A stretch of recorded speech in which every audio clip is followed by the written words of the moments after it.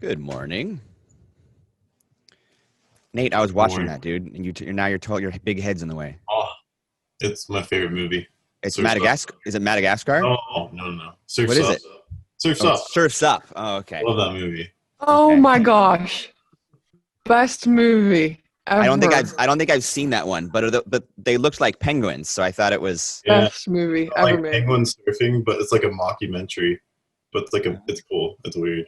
Okay, It's the On best. Netflix. good stuff. Ugh, Stuff. underrated. Underrated. Okay, cool. Today we are in fact turning the page. The moment has arrived. We are going to officially open up production. Dun dun dun dun dun dun dun dun dun dun dun dun dun dun dun dun. So today we're doing my production lesson part 1, which is pretty simple and basic.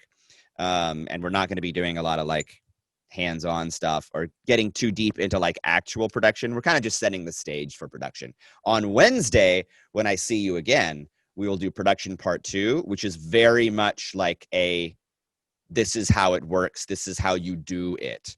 And I'm super sad and upset that you're not here in the classroom with me for that, because I usually pick volunteers and we stand up and we move around and we like act it out and like do it the way we would do it on set. And I feel like that's a really good way to learn.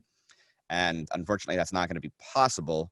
But I'll do my best to kind of impart that knowledge as best I can on Wednesday. The important thing that you need to know is that Wednesday is a huge lesson.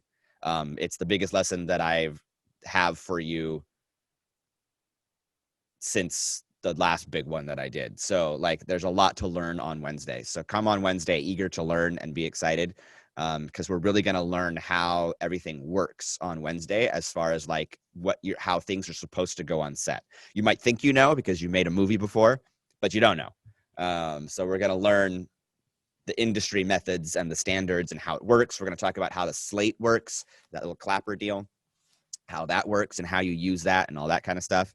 And by the end of that lesson and by the end of your practice, because there will be an assignment with that, by the end of your practice, you will be an expert on how film production works on set, and it'll help you be more efficient, and it will help you get your work done quicker, and it will prepare you for future film shoots, whether that is in school or college or in the industry. So you'll be prepared and you'll understand how everything works. Today, in production part 1, we're really just going to talk about the responsibilities, the roles, the different jobs that are in the film industry. Wait, I have a question. Sorry. Yeah, go ahead. So, is this like huge lesson planned on Wednesday? Is it usually like a 2.5 hour lesson? It's usually a hour and something lesson, and then you break to go do an exercise. Okay. So So we'll that's see. kind of unfortunate. This whole thing is unfortunate, Justin. I have not been shy about that with your particular class. This whole thing is stupid, but we're gonna make it work. We're gonna make it happen. It's gonna be okay. It's gonna be cool. All right, so, oops, that's not what I wanted. There we go. All right, so production part 1, and we'll be kind of just introducing production, because in order for us to really understand everything that we're going to talk about next week on Wednesday, we need to understand what the different roles are and what their responsibilities are. Like, who are these people and what are their jobs? Because if we don't understand who they are and what their jobs are, then Wednesday is not going to make a lot of sense, because different people have different responsibilities and in different orders and all this kind of stuff. There's a different hierarchy, and you need to understand kind of the basics of like who all these people are and what their responsibilities are in order for any of it to make sense. So this is sort of an introduction that will provide us the proper context that we need for our larger production on Wednesday. So filmmaking, here's a nice little quote to lead us off in our production phase. Filmmaking is a miracle of collaboration. Isn't that a nice quote? By James McAvoy. A miracle of collaboration. I've told you before, filmmaking is the most collaborative of all of the art forms, and I do believe that to be true, because it takes so many hands and so many bodies to make films, and the larger your films, the more hands and the more bodies that you need. Obviously, you have some unique circumstances right now. So like the number of hands and the number of bodies that you are going to need on your film is going to be determined by you and your needs and the needs of your film, and also how you feel about managing your set. But the fact remains, you can't really do this alone. You don't have enough hands. You just don't. So you are going to need some help on set, whether that's in the form of a partner and somebody else, or whether that's in the form of several additional crew members. It just kind of depends on the needs of that particular shoot. So that's something that you will have to figure out regardless. How are you going to manage your set, and how are you going to assign roles, and who's available to help you? Now, in a normal year, I require you to get your name in the credits of 4 other student films. So 5 films, including your own, and that's part of your grade. This year, I'm not going to be so hard on that because I understand that you might be limited to the number of films that you can help out on. But you are going to need help on your film, and other people are going to need help on their film, whether it's in the form of acting, or whether it's in the form of holding a boom mic, or whether it's in the form of helping with camera or something like that. Like, you are going to need some help, even just some minimal help. So be prepared for that. Figure out how you want to go about doing it. You are the manager of your set, so you can manage and set your own rules however you want to do it, and set restrictions as far as the number of people, or what what rules you want to follow as far as health goes. But you are going to need some help. You are going to need some help because film is collaborative. There's really no way around it.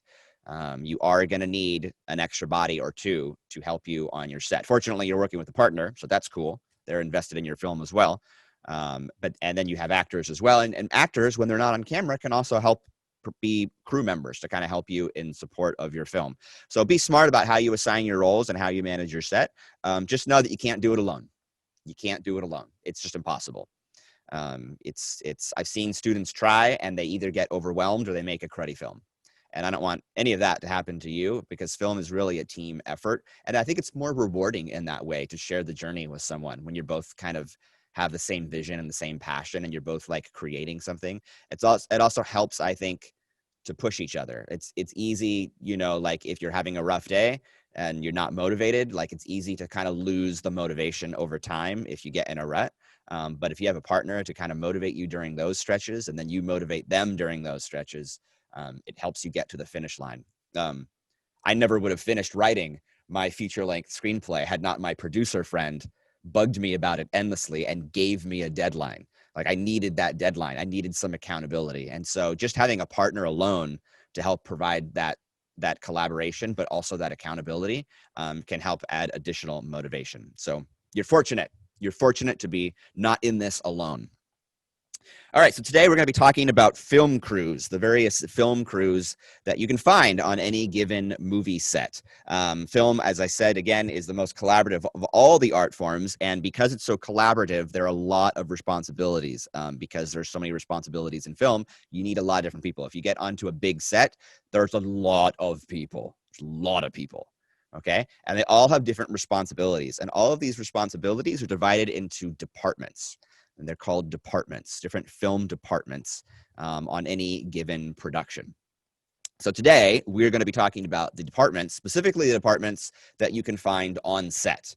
So there are other departments that are not always found on set. In fact, some of these jobs that we're going to talk about today are not always found on set, but primarily the jobs and the departments that we're talking about today are specific to being on the production set, people that you can find at a shoot, since that's the phase that we're moving into for your films. So the departments are the lighting and electrical, sound, camera, grip, art, hair and makeup, wardrobe, talent, and key creative.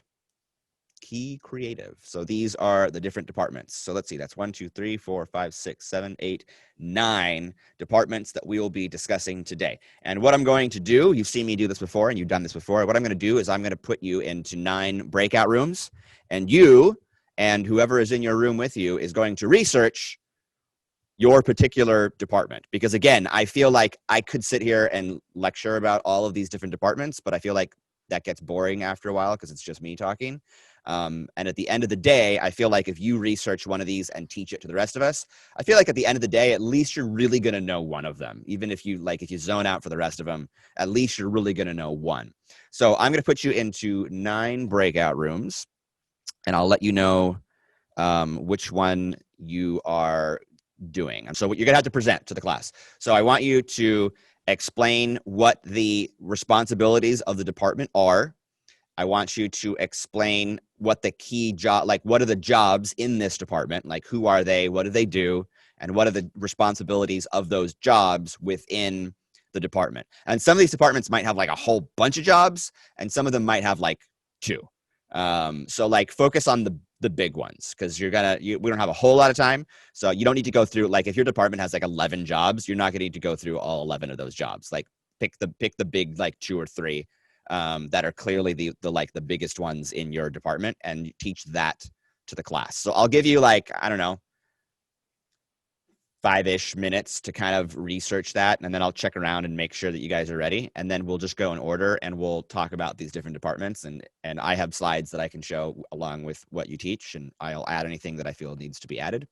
And by the end of the day, at least you'll know one of these departments really well, and hopefully you'll pay attention and you'll have learned much. Okay, so here we go. I'm going to open the rooms.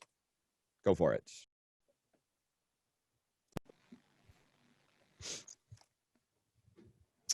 Okay, welcome back. One and all. Looks like we're almost all here. I'm going to share my screen again because I do have slides for you. All right, up first are our friends at the lighting and electrical department. So let's see, who's that? That's Eileen and Emma, right?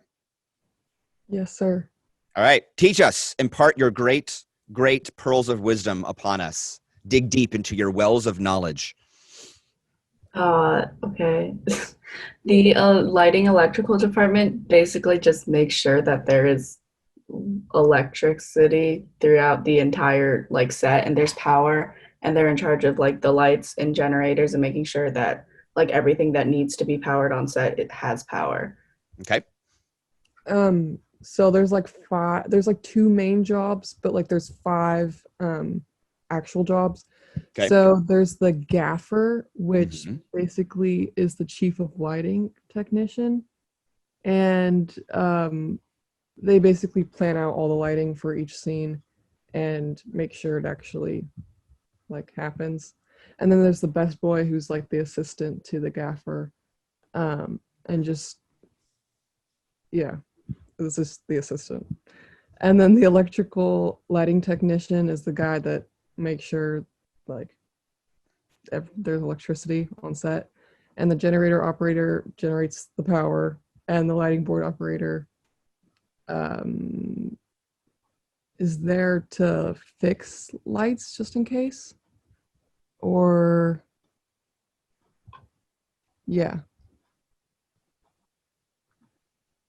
or brings the lighting, I think it is. Okay.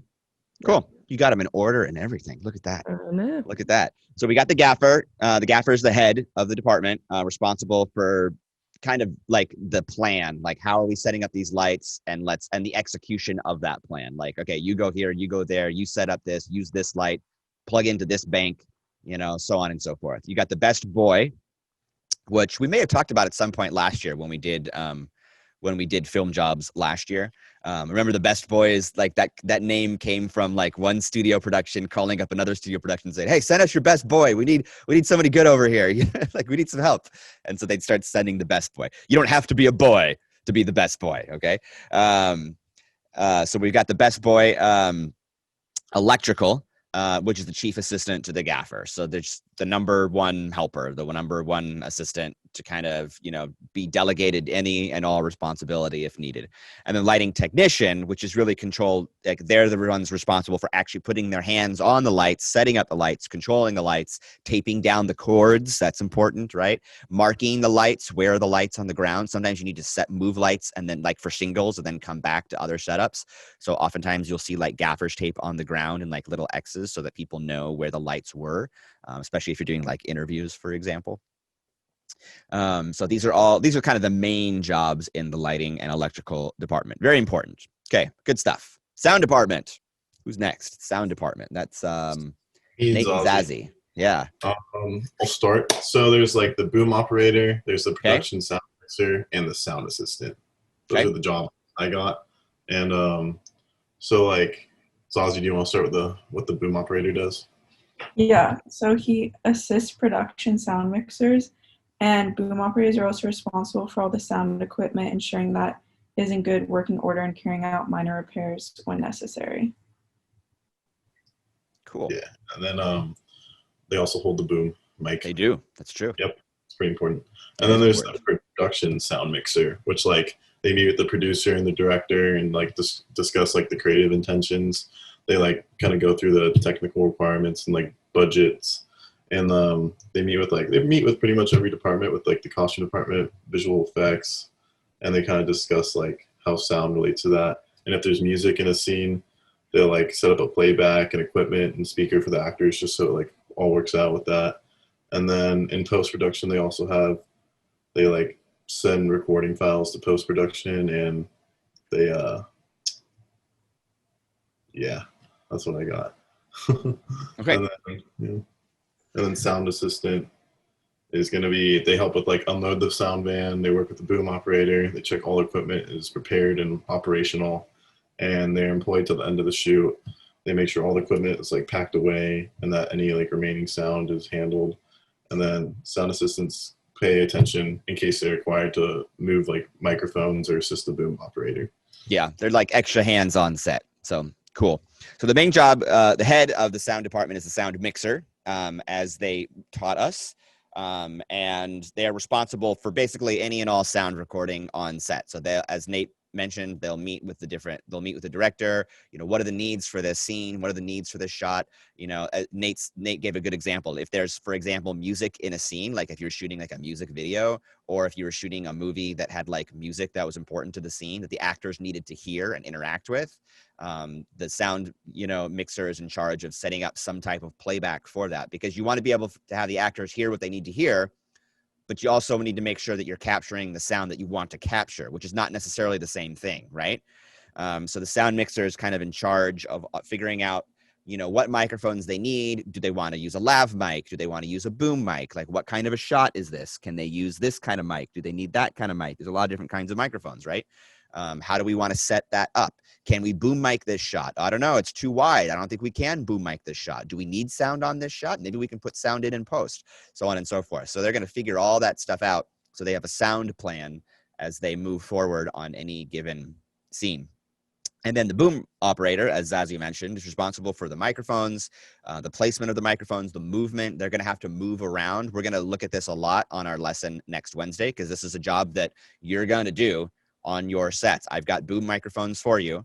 You're going to come check them out, and you're going to do this one on set. It's a fun job, but there's more to it than just standing there and holding a microphone. Like, there's actually more to it, as we are going to learn next week.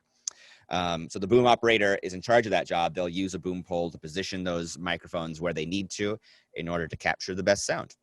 So good stuff. Then they have all their assistants, as Nate mentioned, which I didn't include on this particular slide. All right, camera department.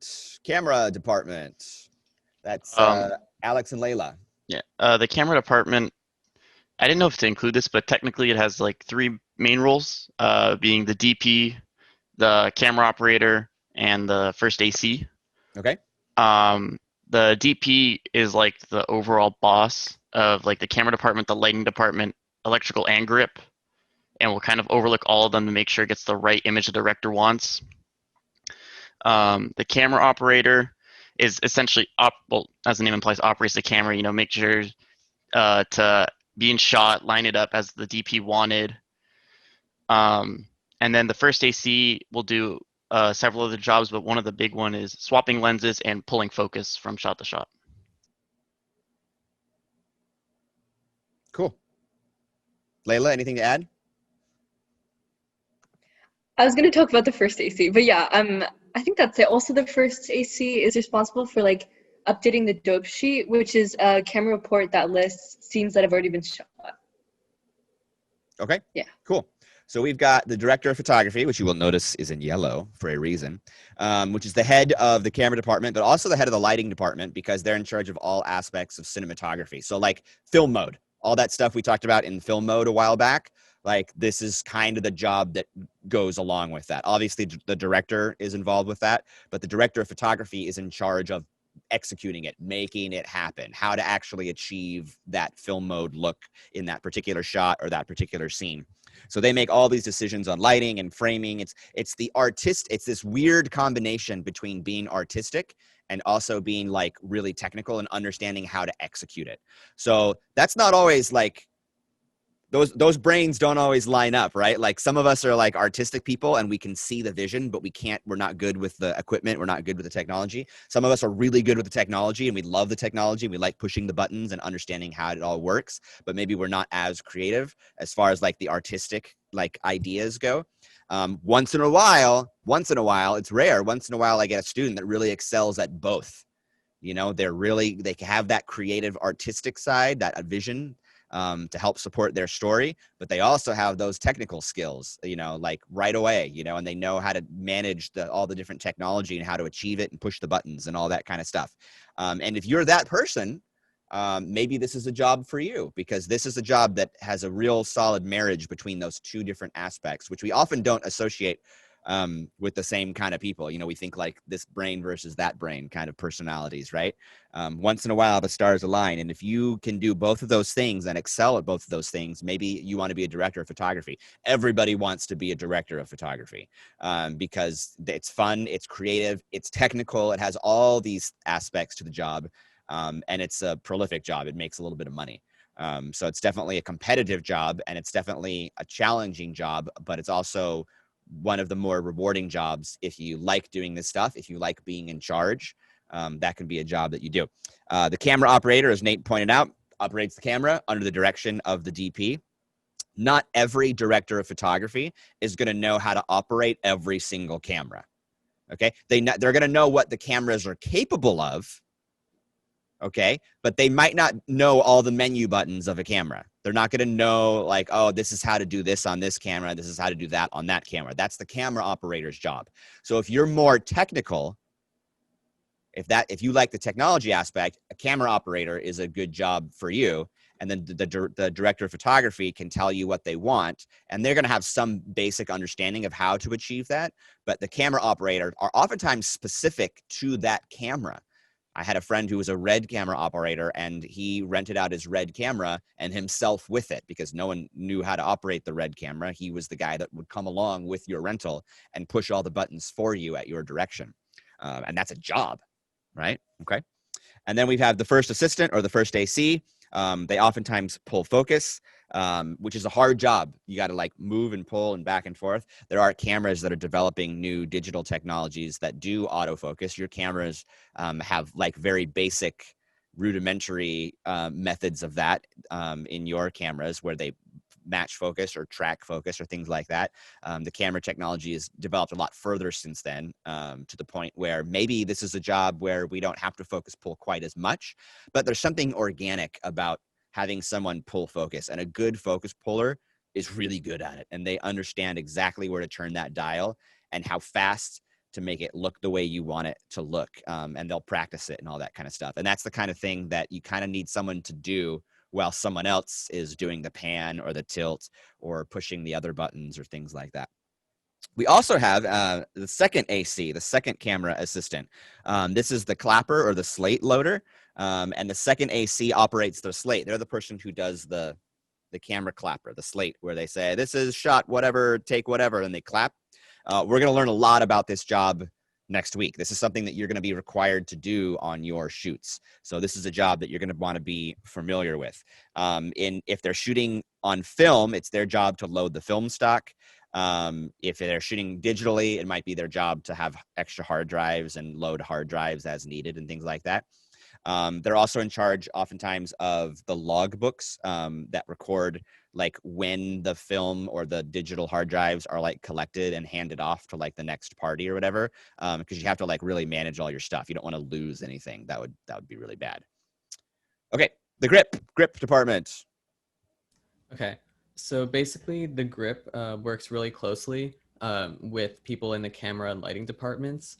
Um, so for lighting, they can basically be called on set to set the negative fill, which is basically the reduction of like ambient light, like from the sun or something if it's outside. Um, and they work on a lot of the equipment that supports the camera, like tripods and dollies and stuff, so that the camera movement is as seamless as it really can be. And then they get requested onto the set by the DP or by the camera operator. And they make sure that like the rigging and the safety of the set is like up to par. And basically the leader of the grip crew is called a key grip, who supervises the lighting and the rigging crews. And basically the word grip comes from like an old theater term for the stagehands who moved stuff around the stage. Cool. So yeah, the grip department, it's very hands-on.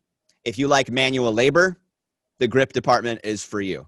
If you're not super artistic as far as like film stuff goes, or you're not super technical as far as film stuff goes, and you just want to build stuff or get your hands dirty or like lift heavy things and like be a part of the movie magic, while not necessarily doing one of those other types of jobs, then the grip department might be for you. They need big, strong people to lift big, heavy things, to build things, to put things together, to kind of do whatever needs to be done as far as like the manual labor goes.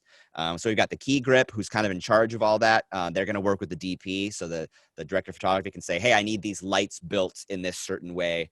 And the grip department is in charge of kind of putting that together. The grip department has their own best boy, just like the lighting department has their own best boy. The grip department has their best boy, which is the same job. It's just in the grip department. It's the chief assistant. They need to organize the truck oftentimes, the movie truck that hauls all this equipment. So they're kind of in charge of like the order that things get loaded or unloaded from the truck, because they might know like the safest way to move stuff, or maybe like what needs to be accessed more readily than other things. Okay.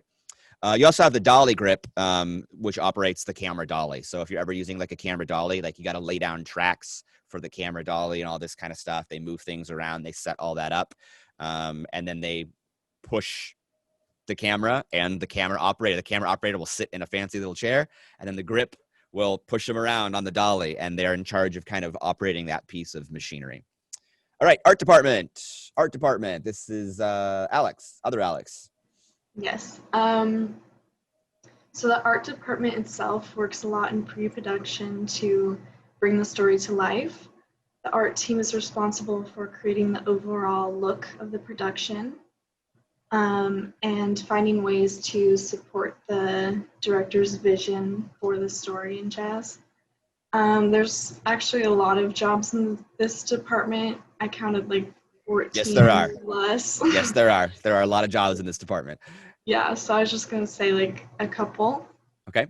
There's the art director, which designs the sets, oversees construction, and like the overall production. There's the set designer that draws the set out.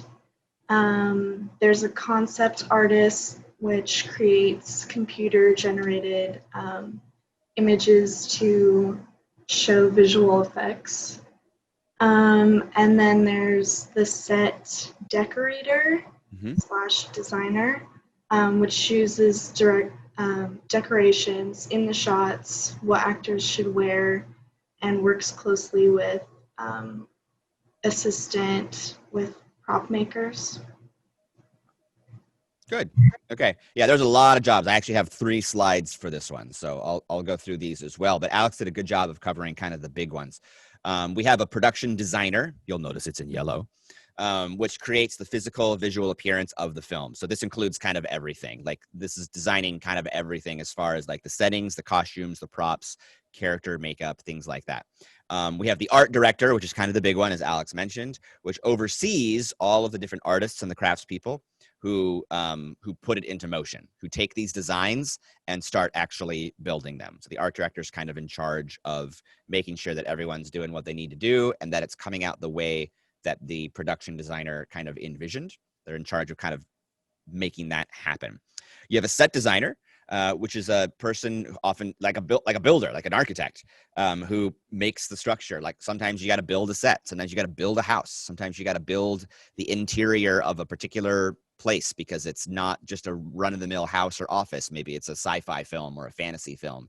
Like if you're going to build, the Shire of the Lord of the Rings, right? Like that's going to take like a special set designer to build that and put it together and to make sure it's safe, to make sure it's structurally sound, but also to make sure that it achieves the vision that the production designer and the art director want to create. You've got the set decorator, and their job is to decorate the set.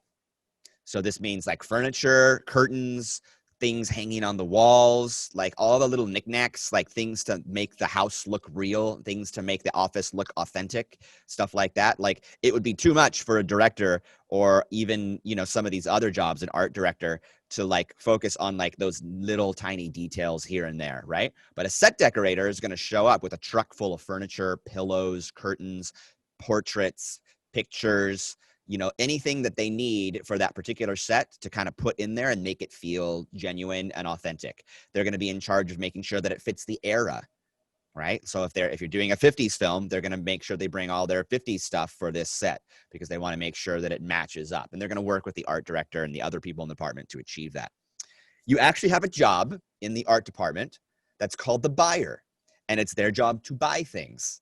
So if you like buying things, maybe this is a job for you. It's their job to locate and to purchase and to rent set dressing. So if they need, for example, something from the 50s, an old 50s TV, it's their job to find it and to buy it within their budget. It's their job to find the swivel doors of an old Western saloon, right? Do we need to build that ourselves or can we buy that somewhere? And does it look right? Is it authentic? Is it aged properly?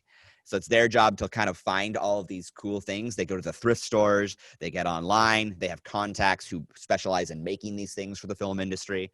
And it's their job to locate these things and to buy them within the budget that they are given. So that's kind of a fun job if you like kind of treasure hunting, that kind of thing. We also have the set dresser, which is different from the set decorator. The set dresser is the person who actually applies and removes all the stuff, the drapery and the furniture and the carpets and all that kind of stuff. So the set decorator is going to kind of figure out what they want to include on that set, and they're going to bring all that stuff in their big, massive truck or whatever. And then the set dresser is kind of like an assistant, someone kind of like put their hands on it and put the pillow where it needs to be and, all that kind of stuff. Interesting fun fact, a lot of people who work in this industry who are set decorators or set dressers or buyers, they oftentimes also double their jobs as home stagers, which if you think about it, makes a lot of sense, right? Like if you're someone who stages homes, you're going to have all this stuff. So maybe someone, I've known people who have staged homes. Like if you know anyone who stages homes for a living or who flips houses and sells homes, and they bring in someone to decorate the house to make it look like cool so people want to buy it. These people also oftentimes can work in the film industry, and sometimes there's overlap there.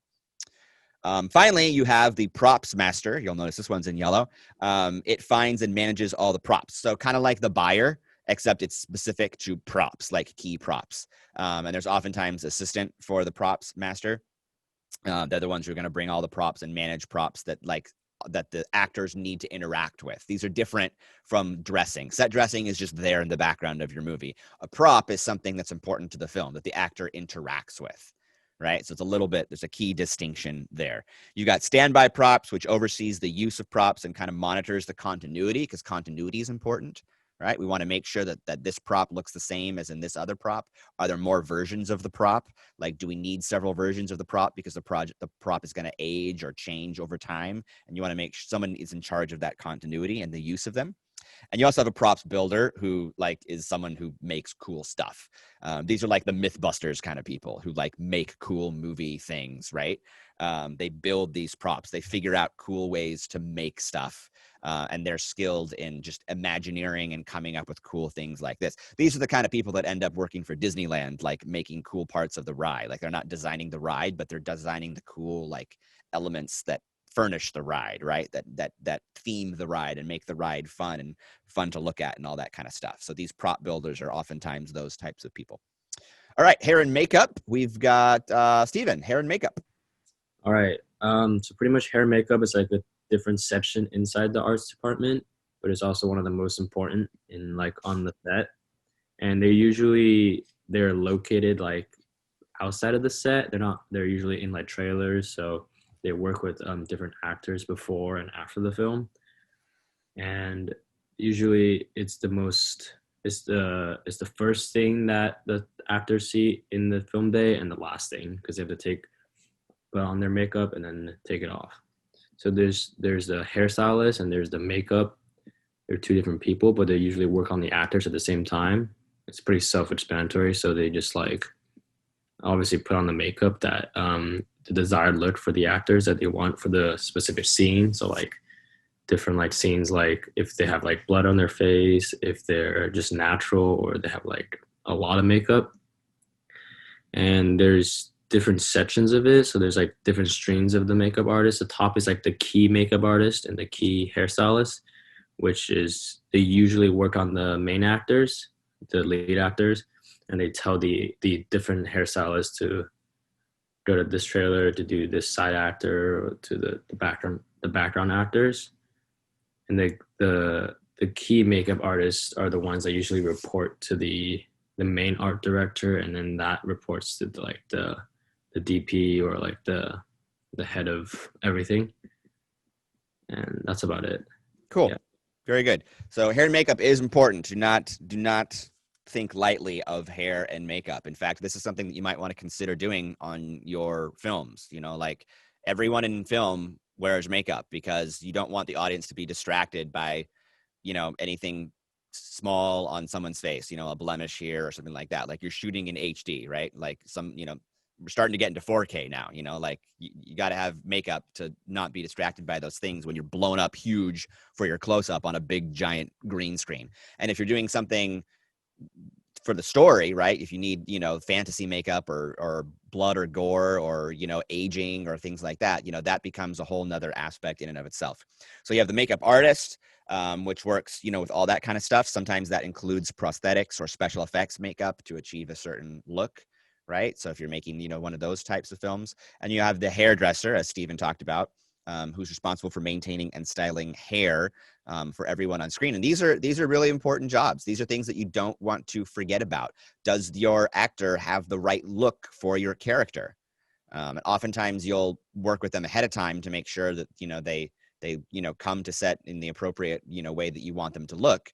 But hair and makeup is another layer to that. And makeup artists get work all over the place, not just on big film shoots, but on small film shoots. I've been on some really tiny film shoots, even like corporate shoots where we're just interviewing talking heads from, you know, corporate entities. We bring in a makeup artist for that. And they make sure that the person looks good because everybody wants to look good on camera, right? Nobody wants to look bad on camera unless they're supposed to look bad on camera. But even then they still kind of look good because they look bad and they're supposed to look bad. So like, this is a really important job, and it can be a rewarding job. I have a friend, who does this for a living. He's been doing it for decades, and he's a makeup artist, and he worked on some cool stuff, maybe some things that you've seen. He's out in Wyoming right now, shooting that Kevin Costner Western TV series. And he's worked with all kinds of actors. The makeup artists work closely with the actors. They spend time with them. So if you're someone who's like easily starstruck and you want to spend time with actors, maybe you want to be a makeup artist because they get an opportunity to kind of interact with them and talk with them as they're getting ready for their roles. And it's kind of fun to see the actor behind the scenes as they prepare and things like that. And the hairdresser is important as well, because, you know, you got to make sure that, you know, the hair keeps its continuity, and hair, you know, can get messy, especially if it's a windy day or something like that. You want to make sure it looks right for the shot that you're doing. I changed my hair recently, and I started feeling like I needed to clean it up a little bit as Stephen was talking. I don't know. I'm still getting used to it. I know you asked Alex at the beginning of class if he should get a mullet, but my answer is no. I agree. I don't think I should get a mullet either. No, I don't think so. I don't think so. All right, wardrobe. This is Emily. So the responsibility of wardrobe is basically responsible for design, fitting, hire, purchase, and manufacture and continuity and care of all costumes on the film. And the department is divided sort of into two wardrobes where you have like making wardrobe, which is more pre-production of like design, acquisition, and creation. And then there's running wardrobe, which focuses more on the film shoot itself and during that time. And so you have the costume designer who's responsible for developing the feel and look of the film, and they talk with the producers, director, and general creators of the film, and they discuss the characters with the actors, and they are overall the manager of the department, and they oversee a team that could be like costume designers, assistants, supervisors, or just other costume assistants. And then you have the assistant costume designer, which is kind of self-explanatory, but like they dress background characters and also deal with budgets and help the main designer with research, shopping, rentals, and fitting for all characters. And then I have a couple more. Should I say them or no? Sure. Yeah. Okay. And then there's also the costume designer, which is like day-to-day running of the department. They figure out a realistic budget and coordinate all the labor efforts for pre-production and the actual shoot itself. And then there's the wardrobe supervisor who looks over care and maintenance of the costumes and the proper labeling and placement and make sure things run smoothly, and they try to catch problems before they actually happen. Good. So as Emily pointed out, there's a lot of jobs in the costume department, and a lot of them are primarily in pre-production. So if you like working before the movie starts and kind of visualizing and helping to create these costumes, maybe that's a job that interests you. As far as being on set, there's really only a few that show up on set to be a part of production. I tried to include that one in my list here. So I've got the costume designer, as Emily talked about, which is responsible for kind of all the clothing and costumes, from the designing as well as the construction. There's the costume supervisor, which supervises like the actual doing of it, the creation of it. As you've noted, you may have noticed a theme here. A lot of these departments have one person to kind of creatively visualize stuff and the other person to do it, to put it into motion. Have you noticed that? That this is really common in the film industry because not too many of us are built to do both, right? Like that's just not the way human beings are wired. Some people are grand vision designer people, and some people are like, let's make it happen doer people, right? As I said, it's kind of rare to get somebody who's both of those people and excels at both of those things. So a lot of these departments have both of these people, one to do this and one to do that. And the film industry works like that over and over and over again. So you have the costume supervisor, which supervises the creation and the sourcing, hiring staff, budgeting, paperwork, a lot of the doing stuff. We also have the costume standby. This person is on set all the time, okay, to kind of monitor the quality and the continuity of costumes to make sure it looks the way it's supposed to look. If you're making like a fantasy film or a sci-fi film or something like that, and you show up and you dress Darth Vader and he's got that box on his chest and you want to make sure the buttons are the right way because that's the way it has to be done in this universe, right? You make a mistake. I think there's a clip like that in original Star Wars somewhere where his box is like upside down because the costume standby missed it or just didn't see it or whatever. It's your job to kind of make sure that the buttons are buttoned the right way. If you're making a period piece and like, oh, this is a pirate movie. Oh, well, you know what? Pirates actually didn't wear their hats like that. They wore them like this. And it's kind of your job to make sure that the continuity stays in that way. You also have the art finisher. I just thought this one was kind of cool, so I included it. The art finisher's job is to break down garments to make like new clothes look used and to make them look like dirty or faded or worn or aged in some way. I just thought that was a kind of a cool job, so I included that on my list of slides. All right, talent. Sarah. Yeah, this one's kind of self-explanatory. So they're all the people that are on screen, from big actors who are main characters or extras, and they're coordinated by the assistant directors, and they also coordinate with other departments like makeup and wardrobe so they can be presentable for the screen. Pretty simple. Like if you appear on screen, you're talent. If you're in the movie, you're talent. So you've got stand-ins. So this is actually a job, and they might not actually be in the movie, but they're substitutes for the actors before the filming begins so that the technical stuff can be done. And I think I taught you this before in previous lessons, maybe last year. You have like the A team and the B team, and the A team is your like real actor, and the B team is your stand-in. And they have stand-ins so that your actor, the A team, can sit in their trailer and stay in character and focus on their roles and not stand around and get bored for 2 hours while you fiddle with a light, right? So you put the stand-in there instead. So that's the stand-in's job. Their job is to be bored and stand on set. And so they'll stand there and they're going to have the same body type, the same height, the same complexion, the same hair color as the actor, so that when you're positioning those lights and positioning your camera, you could be like, yes, this is what I want. Now we're ready. Okay, bring in the A team. And then the A team will show up. You film your scene, then they leave, and then you do the next shot and prep with your stand-in. And that way the actor doesn't have to stand around and be bored on set, particularly if they're like somebody like really big or famous. Like you don't like people on set know they're not supposed to bother people. Like you're not supposed to like go ask for autographs or anything like that. But it can still be kind of, if you have a lot of people on set, like it can still be difficult if you bring in like a big name or something like that. Like you leave them alone and then you let the stand-in stand in. Extras, they're just people in the background, non-speaking roles. You can be extras for your own movies. Super easy, like just to sit in the background to like fill out a scene to make it look like there's more people there than you are. You're probably going to have to be extras in your movies because you're probably not going to be able to get a lot of people to show up as extras right now. So use your friends, use your family, use yourself, use your siblings, whatever you can do to get those extras in there, because they actually do make a difference. Like they really do add realism to a scene. And then you have the actors themselves. Their job, of course, is to portray the characters and give the adequate performances. They whine about stuff, about the fruit in their dressing room, or whatever. I want more of this, I want more of that. Actors are known for their soft skins. Like you need to praise them a lot. That's actually a pro tip. Like if you're a director and you're directing actors, like you need to tell them over and over and over again how good they're doing, because they need the ego boost constantly. Like that's why they're actors. So like make sure that you constantly stroke their ego in between, like, hey, try it like this now.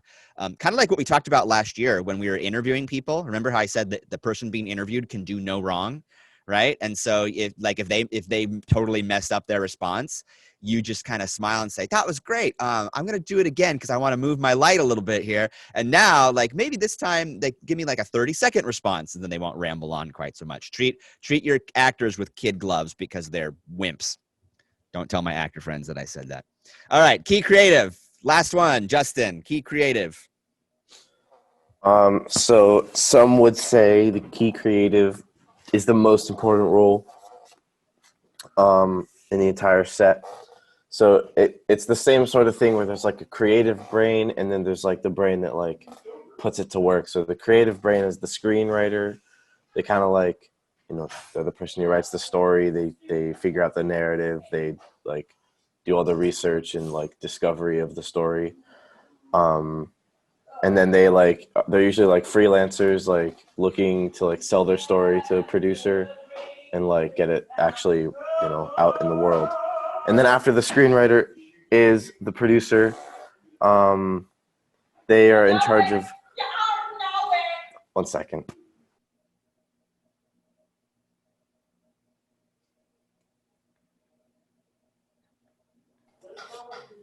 I have to apologize about that. The producer is in charge of like fundraising and getting money for the film and hiring people, making sure there's like you're hiring the important people, like the actors and their talent, and like, making sure that everyone is getting paid. And they're involved throughout like the entirety of the movie. They're like 100% in the whole time. And then the director is like the creative mind. They direct actors. They decide the location. They talk to the camera crew, and like they basically like talk with every single other group that we've talked about before filming actually starts. And then they like make sure everything's perfect and locations are right and the cameras are in the right spot, and like soundtrack timing and lighting and all that stuff. They just do all of it, like kind of making sure everyone else that has to do their job is doing it. Great. Cool. So to recap, we got the screenwriter. You'll notice it's in yellow. And you guys know this one. We've already kind of talked about screenwriting. As Justin said, they're the ones who write the screenplay. They're not always on set. In fact, they're not usually on set unless they're asked to be on set, or unless they're also directing. Sometimes you get writer directors. That's a thing that happens occasionally. So usually a screenwriter, freelancer sells their movie, and then that's it. and they just wait and see if it ever gets turned into a film. Sometimes they make their career selling screenplays that never actually get made. That happens. So that's the screenwriter. The director, as Justin said, is kind of in charge for all the creative aspects of the film. So they control everything in terms of the story, how the film looks, like the positioning of cameras, anything that's creative or artistic. The director is in charge of that from start to finish, from the beginning, how they're going to interpret that screenplay, to how they're shooting it, but also in post-production when they're editing and doing the effects, the soundtrack, everything. They're there from the beginning of the film to the end of the film, which is why they're so important. And then you've got the producer. It's in orange. And the producer, as Justin mentioned, initiates, coordinates, supervises, figures out the budget, figures out the funding, the hiring, uses their contacts for distributors. And they're involved from all phases, from development to completion as well. And as we mentioned with many of the other departments, it is also true here in this department. You have the creative mind, which is kind of the director, and you have the get stuff done person, which is typically the producer. Now, the producer is still going to have some creative elements as well. Like oftentimes producers have a lot of control over what they want in that final movie because they're kind of in charge. But they do the hiring and place a director that shares their vision typically. And that director is more artistic and creative when actually using a camera and putting it all together and things like that. So the producer is a little more on the business side and the doing stuff and the getting stuff done and making sure you're on schedule and here's your budget and all that kind of stuff. Whereas the director is really focused on getting the shot, right? We talk about getting the shot. All right. Sorry, can I say one thing about the Yeah, go ahead.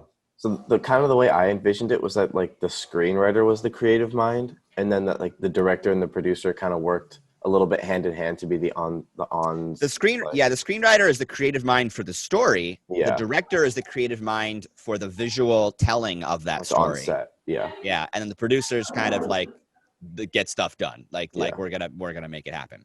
So for your student film, for your freestyle student film, in my list, all these jobs that were labeled in white, these are jobs that you can hire out. These are jobs that you can get your friends to do, your siblings to do, your parents, your friend from fourth period, your cast member, your actor, these are jobs that you can get other people to do. Okay, other crew members to do those jobs for you. They're so minute that you just need somebody's hands to do those jobs. Okay, and some of these don't need a whole lot of experience. In the industry, we'd have a little more experience, but for your films, some of these don't need any experience. The yellow jobs, you noticed I pointed them out when they were yellow. The yellow jobs are jobs that you will do. These are jobs that you are taking responsibility for. This is the screenwriter, the director. This is the cinematographer, okay? These are the different jobs that you and your partner are kind of in charge of, roles and responsibilities that you will take directly. Okay, and I will share these slides with you so you can go back and look at these when you want. The orange job is me. The orange job is the producer. Now, that's not to say that you are not doing some of the producing. You are. You are definitely doing some of the producing. You are doing a lot of the hiring, right? You're doing a lot of the casting. Oftentimes, a director will do the casting, but oftentimes the producer's involved. You're finding your locations. You're figuring out your schedule. Okay, I'm having you do your strip boards and create your shot lists and everything. So a lot of those responsibilities are things that some producers would be in charge of. So you are doing some of the producing, but it's my job, my role is to keep you on schedule, to hold your feet to the fire, to make sure things are getting done, to solve problems. And I have solved many problems over the years, believe me. To help you solve problems, to help you fix elements of your story that you're not seeing, to kind of oversee. That's kind of my role, to kind of oversee your production. So that's what I'm doing for your student films. There is a fun little video here that if you want to watch it, you may. It's in my slides. So when I share it with you, you'll be able to watch it. And it just kind of outlines some of these jobs in a fun, sort of poetic kind of way.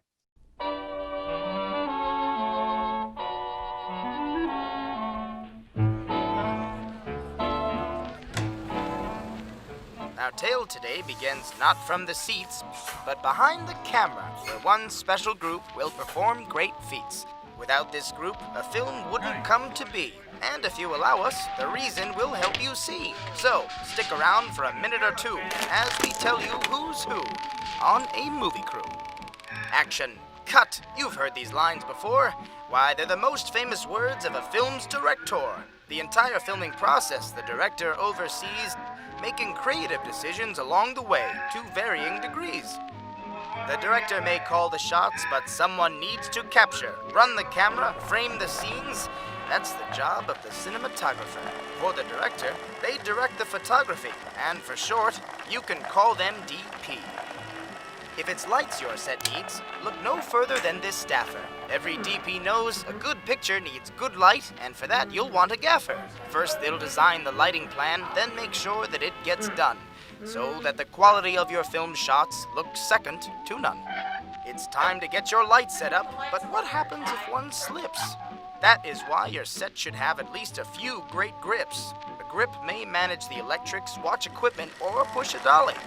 No matter what, count on these folks to squelch all technical folly. To ensure you have a plan for sound, you'll want a sound recordist. Good sound makes all the difference in film, so trust us, you can afford it. A boom operator handles the mic and boom and other audio equipment. These folks will have your audio ready to go for post-production shipment. What does a producer do? No one exactly knows, but with the help of a producer, to life a production grows. The producer hires the people and they help raise the money. They're there at the start, there in the middle, and there until the film is done. A unit production manager is an admin role in both title and execution, but to the success of every film, a UPM makes a big contribution. They break down scripts, make schedules, and oversee all things production, from locations to transportation, right down to set construction. But what about someone to manage the schedule, watch the time, keep things moving? What you're describing is exactly what an assistant director would be doing. The AD handles a heap of logistics to keep the director happy. There can be 1, 2, even 3, however many it takes to make production snappy. It's good to have designers for costumes and sets if you have the budget, but if you're working on the cheap, for some parts, you might just have to fudge it. But who's that young person running errands, serving coffee, and being persistent? That's the most valuable asset a set can have, an eager production assistant. If you want to break into film and you have little experience but big hopes, being a PA on a movie set will definitely help you learn the ropes. These are only a few key players you will find on a movie set. Just remember, the more pros with whom you surround yourself, the less you'll have to sweat. Thus concludes our little journey behind the scenes of movie magic. Next time you see film credits roll, pay attention to all the names. To miss them would be tragic.